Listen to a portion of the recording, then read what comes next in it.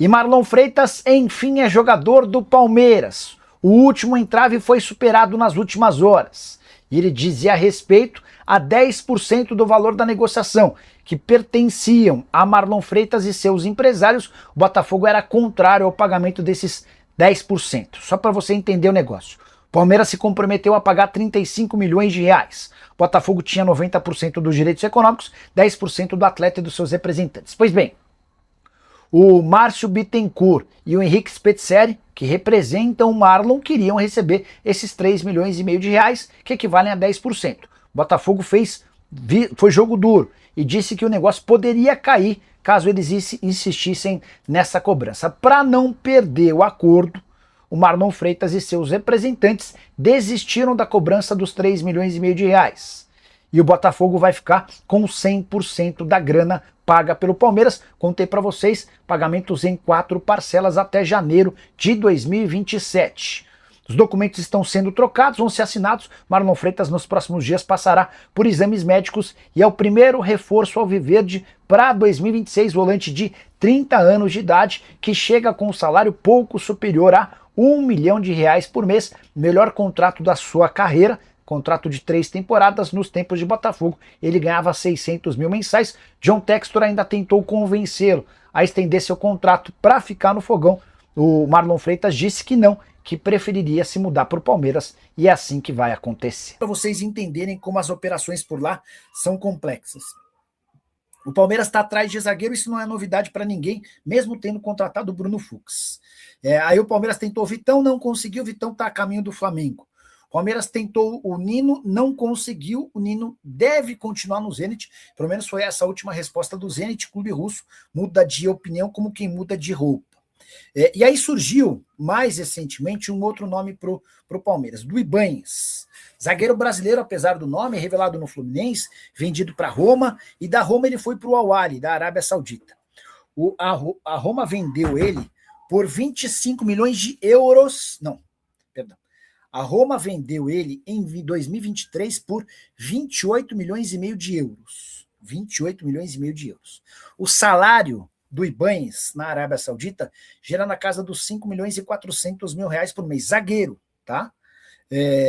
Para completar, o Palmeiras deu uma sondada lá e a resposta dos sauditas é que só sai negócio por 25 milhões de euros ou 162 milhões de reais. Não há nenhuma chance de o Palmeiras gastar tudo isso num defensor, tá?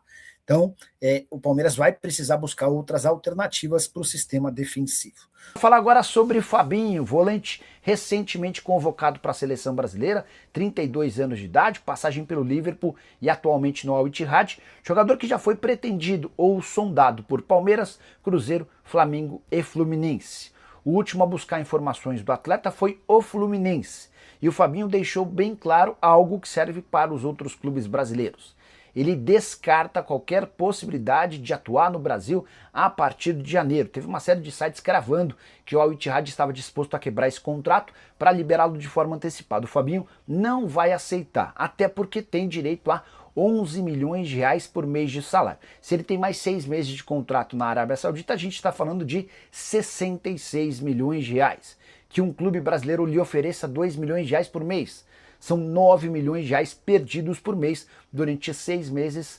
Muita diferença para um atleta que já tem enorme capacidade financeira, mas não rasga dinheiro. Nicola, dá para cravar que o Fabinho voltará ao Brasil em julho? Também não. Essa é uma possibilidade, mas vai depender da valorização que o Fabinho vai conseguir com a camisa da seleção brasileira na Copa do Mundo. Tudo indica que ele será o reserva imediato do Casemiro. E se tiver a oportunidade de jogar e deixar boa impressão, é possível que surja mais um convite para que ele atue no exterior. Atleta, repito, de só 32 anos de idade, com bastante lenha para queimar.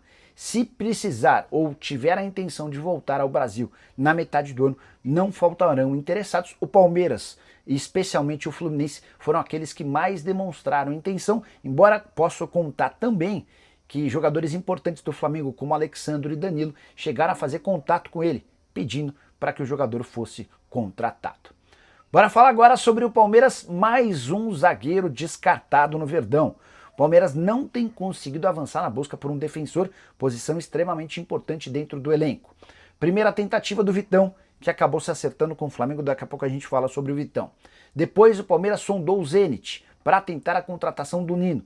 E a última informação do time russo é de que o Nino não será liberado na janela de janeiro. Mas, recentemente, o Palmeiras entrou em contato com Ibañez, zagueiro brasileiro de 27 anos de idade, formado no Fluminense e que pertence ao Al-Ahly.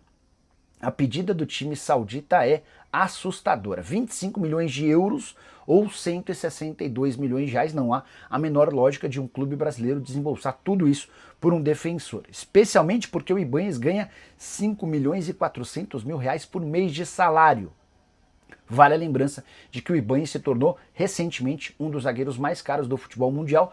O Al-Ahly foi comprá-lo da Roma por 28 milhões e meio de euros em 2023. E a participação do Ibañez no Campeonato Saudita é das melhores.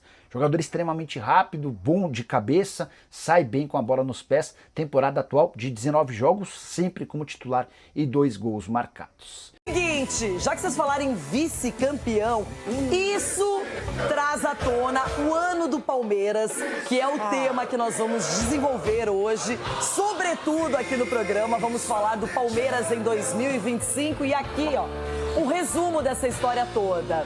Começou lá no Campeonato Paulista, o Palmeiras chega à final e é derrotado por quem, Ronaldão? Na Copa do Brasil, olha só, um repeteco. Foi eliminado nas oitavas por quem, Ronaldão? É o título do Corinthians, isso aí. O título do Corinthians é isso aí, ó. Bom, Palmeiras. a grande expectativa aconteceu no Mundial de Clubes, uma competição que deu muito certo, mas o Palmeiras caiu nas quartas para o Chelsea, que depois seria o grande campeão do torneio. Calma aí, a grande expectativa era o Mundial pro Palmeiras. Expectativa no Mundial! A expectativa maior era participar do Mundial. O que não é? importa é competir. O que importa é competir! Bom, na Libertadores, o Palmeiras foi até o final e lá acabou sendo eliminado, derrotado pelo Flamengo, que foi o grande campeão da Liberta. Algum comentário específico, Everton, sobre isso? Não, simplesmente não. Bom, se olharmos para a temporada que foi colocado no ano passado de dinheiro, juntar com o que foi colocado esse ano de dinheiro, aí eu posso dizer que houve um certo fracasso, embora o Edu vá brigar comigo e dizer que não. É porque a gente sempre escuta, só um ganha, sim, mas tudo que disputou, mas não há biscoitar um. Então, de certa forma, se olharmos o que foi colocado de dinheiro na montagem do time, há um certo fracasso diante dos 5 títulos que foram disputados e nenhum vencido. Mas confesso que, campeão Flamengo do Brasileiro, normalíssimo.